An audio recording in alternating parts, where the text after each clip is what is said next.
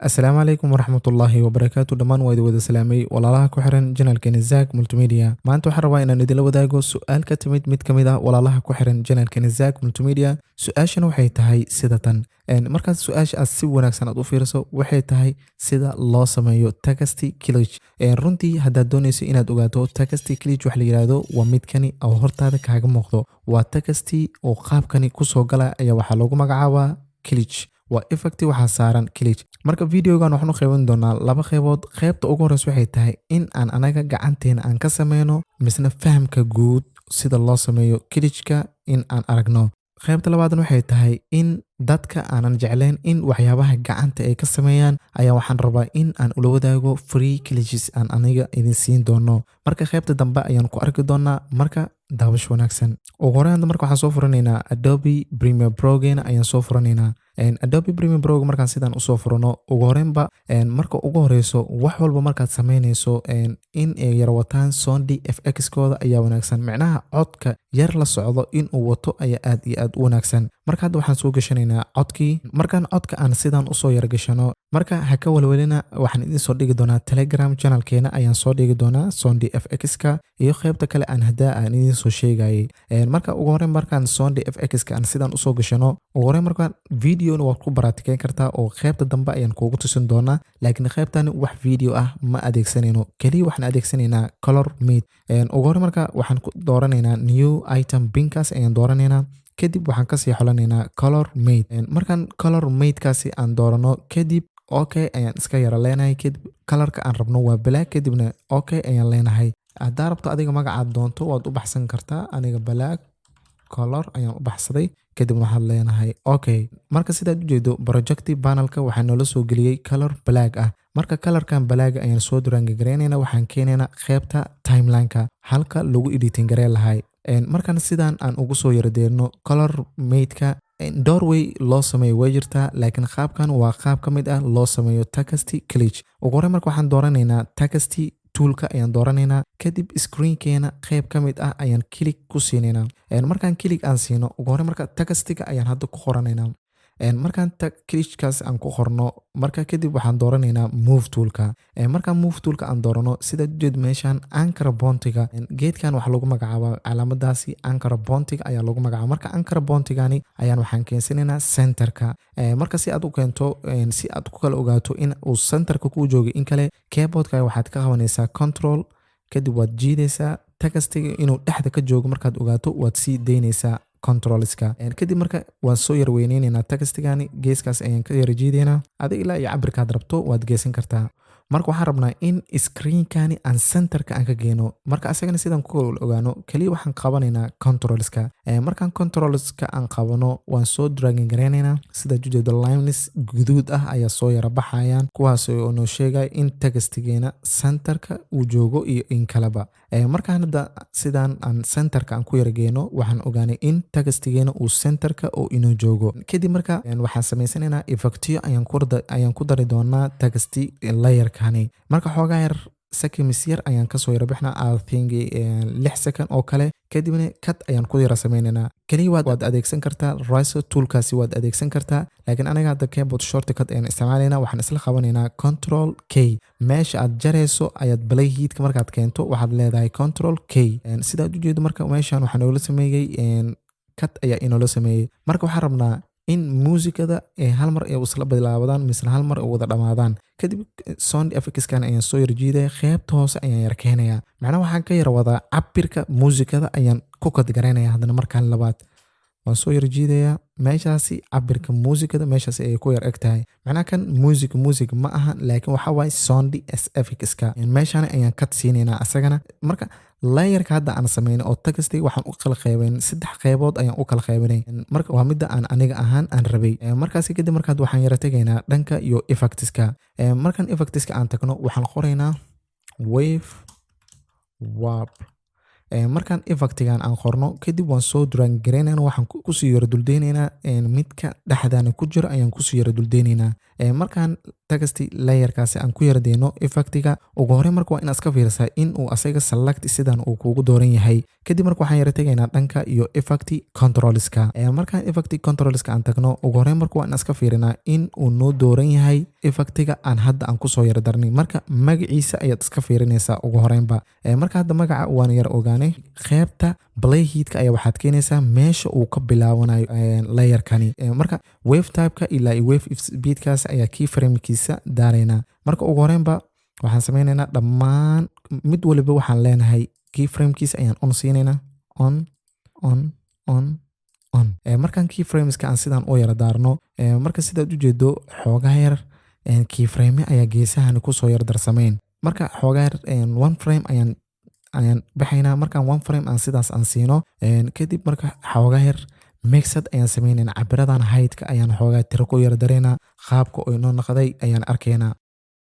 marka sidaan aad yara sameyso cabir adiga kula macquul ah markaad sameyso haddana one frame ayaad soo baxaysaa adigoo badankaasi taabanayo qaybta midigta kadib kilig markaan siino kadib sensigaasi wave typeka aan adeegsanayna ayaan bedelayna waxaan ka yara dhigaynaa haddana square markaan square aan ka dhigno xoogaa yar haddana tirooyinkana ayaan yara bedelaynaa haddana adiga mixed kaliya ayaad samaynaysaa waa isku yara dhexqasaysaa markaad hadda intaana aad sameyso haddana sidoo kale one frame ayaad soo baxaysaa adigoo badankaasi taabanayo kilig ayaad siinaysaa kadibna wave typeka ayaad furaysaa kadibna waxaad kasii dooranaysaa triangle markaad triangle aad ka doorato xoogaa yar haddana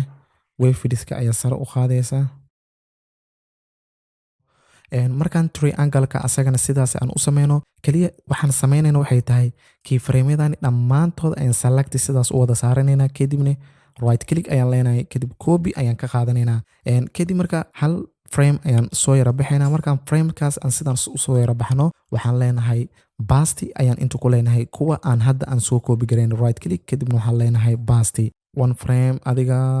playheadka ayaan soo yara wadayna meesha uu ku yara dhammaado ayaan yara keenaynaa haddana markaad intaan keyframe adiga intaad rabto ayaad basti ku leedahay ugu hore marka hadda waxaan kusoo laabanaynaa dhanka iyo effectska kadib effect waxaan raadinaynaa magaciisa RGB markaan RGB gan aan raadino kadibna color balancega ayaan ka dooranaynaa midka dhexe ayaan kusoo yar duldeynaynaa kadib marka effect controlska ayaan tegaynaa kadibna dhammaan keyframeadooda ayaan wada daaraynaa markaan dhammaan keyframeadooda sidaan u wada daarno redka oo kale ayaan 0 ka yara dhigaynaa haddana keyframe kale ayaan baxaynaa oo one frame ayaan baxaynaa midkan resetkiisa boqolkiisa kusoo yara celi greenkani ever ka wada dhig haddana one frame markaad dhammaantood aad sidaan keyframe aad uga yeesho marka meeshaan sidaad u jeedo calaamada redka inaad ka bixiso ayaa wanaagsan waayo waxaad samaysay si wanaagsan ah uma arkaysid marka si aad uga bixiso render ayaad ku samaynaysaa meeshaas asagoo playheadka jooga ayaad keyboardka waxaad ka taabanaysaa I kadibna meeshuu ku dhammaado ayaad geynaysaa waxaad dhahaysaa o kadibna enter ayaad keyboardka ka leedahay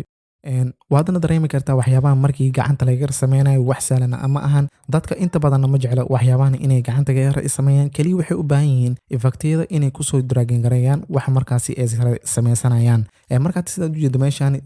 markaan textka click aan gelina sidaan ayuu noo noqday qaabkaad rabto ayaad u isticmaali kartaa haddaan qaybta labaad haddaan u gudubno marka qaybta labaadna maxay tahay qaybtan labaad waxaan ugu talagalay ku dhawaad inaan 30 transition oo kelijiyo sound effectskoodan la socdo in aan walaalahayga aan siiyo qaabka loo adeegsadana inaan si wanaagsan aan u tusiyo ugu hore marka project panelka ayaan tegaynaa kadibna double click ayaan project panelka siinaynaa markaan double click aan sidaan ku yar siino ugu hore marka meesha sida ujeedo marka Zack Multimedia Click Transition ayaanu dhammaantiin waxaan idin soo dhigi doonaa dhanka iyo Telegram channelka ayaan soo dhigi doonaa marka sidaan aad u yar furtaan dhammaan marka sidaad u wada jeedaan meeshan waxaad u yar jeedaa in afar kaliya ay ka kooban yihiin templateadani marka afartaani ayaa waxaa ku yara jiro waxyaabo fara badan ayaa dhexdoodana sidaas ugu dhayara dhex jiro midkaad rabto ayaad ka tijaabinaysaa marka aniga tusaale ahaan midkan ayaan rabnaa block clickkan ayaan rabnaa inaan tijaabino kadib waxaan leenahay open marka wuxuu kuu soo bandhigayaa qaabkan ayuu ku leeyahay kadib adiga kaliya waxaad leedahay okay confirmation import project in labada meel inay ficto kuu saaran tahay kadib marka waxaad leedahay okay marka ugu hore marka sidaad u jeedo meeshan waxa ka yara maqan ayuu ku leeyahay sawirada transition-kan yara watay iyo click sound-ga SFX-kooda ayaa yara maqan marka si aad u soo hesho kaliya waxaad leedahay locate marka transition-kaaga magaciisa ayaad raadinaysaa transition-ka magaciisa marka anaga transition-keena waa Zack Multimedia Click Transition kadib markaad folder-ka sidaas u doorato kaliya waxaad leedahay origin isla markiiba select asaga ayaa ku sameynayo kadib midkaasi select uu ku sameeyay aad okay ku leedahay dhamaantood ficta ayuu sidaasi kuugu saaraya marka hadda waxaan soo yar gashanaynaa videogii aan ku baraatikeyn lahayn marka sidaad u jeeda waxaan soo yar gashtay video xoogaa yar marka isla sequence-gan oo noo sameysan yahay ayaan rabaa in aan kaga baraatikeeno marka videogan ayaan soo duraan gareynayna marka qaybtan sare markaan sidaan usoo yara saarno marka meeshan sidaad u jeedo marka videogan wax ma yara wato texti ma saarno marka waxaan sameynaynaa textigani ayaan copy ka soo qaadanaynaa textigani wax kuma jiro effecti kuma jiro waa textki iska yara caadi ah wax sida midkii hadda effectiga aan ku yara dareen ma ahan marka asaga ayaan alti soo leenahay oo drag and drop it kadibna sidaad u jeedo marka meeshani waxaan ku soo yara gashanay textigi ayaan copy ka soo yara qaadanay marka xoogaa yar midkan noo yara weynay textiga size-kiisa asaga aad dooranaysaa sidaan ayaad u soo yara weynaynaysaa markaas kadib marka waxaad sameynaysaa marka waxaan sameynaynaa transition-ka aan soo gashanay ayaan furaynaa midkan sidaan ayuu kugu soo bixi doonaa waana group ay ka kooban yihiin marka groupkaasi ayaad furaysaa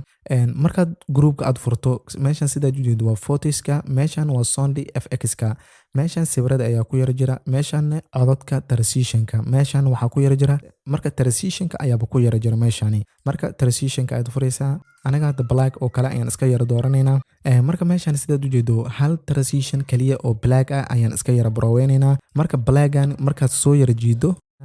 markaan sidaan aan usoo daraangi gareyno ugu horeynba meeshan sidaad u jeedo xoogaar sound effects-ka sare noogu gee marka hadda transition-ka markaa sidaan aad usoo geliso ugu horeynba haddii hadda sidaan aad ku yara dhaafto wuxuu transition-kan saameynayaa textiga iyo videoga ayuu yara saameynaya kaliya ma saameynayo textiga hadda haddii aan play aan dhahno dhammaanba wuxuu yara saameeyey videoga macala textiga ayuu yara saameeyey marka haddaadan doonaynin in uu video kaa saameeyo kaliya aad rabto textiga inuu saameeyo ugu hore marka waxaad leedahay xoogaa zooming aan soo yara dhahno marka sidaad u jeedo marka transition-ka meeshan ayuu ka yara bilaabanayaa si aad textiga kaliya uu u yara saameeyo hadda sidaad u jeedo wuxuu dhammaan gebi ahaanba saameynayaa videoga iyo textiga ayuu yara saameynayaa marka haddaadan doonaynin in video uu kaa saameeyo kaliya aad rabto inuu kaa saameeyo textiga marka textigii asaga ayaad sidaasi select u saaranaysaa kadibna waxaad leedahay right click kadibna waxaad kasii dooranaysaa next markaad next aad dhahdo magacaad rabto waad u baxsan kartaa kaliya marka aniga waxaan iska yara leenahay okay markaad okay aad yara dhahdo kadib markaa yara fiiriso kaliya hadda textiga ayuu saameynaya transition-kaasi ma saameynayo videoga marka hadda aan isla yara fiirino marka xoogaa yar hadda calaamadan waa red kadib waxaan iskaga render ayaan marinaynaa si aan nadiif aan ugu yara aragno oo I ayaad inta kaga soo bilaabaysaa kadibna meeshan O ayaad ku yara xiraysaa kadib enter ayaad leedahay hadda qaabkiisa sidaan ayuu u ekaanayaa transition-ka sidaan ayuu ugu soo muuqanayaa marka transitionadan sidaan oo kale ayaa wadadan oo kale ayaad u yara maraysaa